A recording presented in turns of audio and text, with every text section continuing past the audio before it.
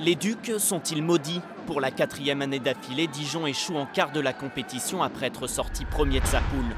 Et pourtant, ils ont livré une belle prestation, se procurant plusieurs occasions dès les premières minutes. On s'est dit qu'on allait beaucoup presser et ça marchait bien pendant le match. On a eu pas mal d'occasions. Après, on a beaucoup travaillé, beaucoup patiné. Ça les a forcés à faire des jeux qu'ils n'ont pas l'habitude, à faire des erreurs. On a essayé d'en profiter au maximum, même si on est en manque de réussite parfois. Après, il fallait qu'on soit solide défensivement. Et ils l'ont été dans la cage. Henri Corentin-Buis a eu fort à faire face aux Isérois qui venaient d'enchaîner 12 matchs sans défaite.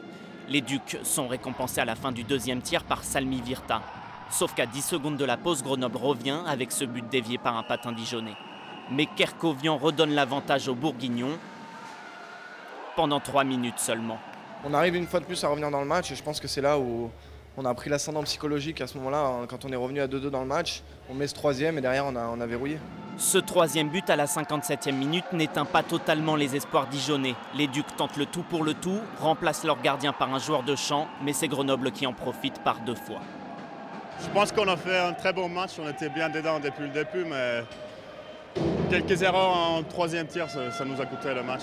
Des fois, c'est mieux de rencontrer de l'adversité plus tôt dans la saison que ne pas en voir puis que ça arrive au mauvais moment.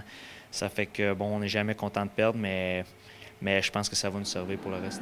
Éliminé des 2 coupes, Dijon n'a plus que le championnat et doit oublier très vite cette défaite car il y a 2 matchs à domicile dès ce week-end, vendredi contre Épinal et dimanche face à Grenoble pour une revanche.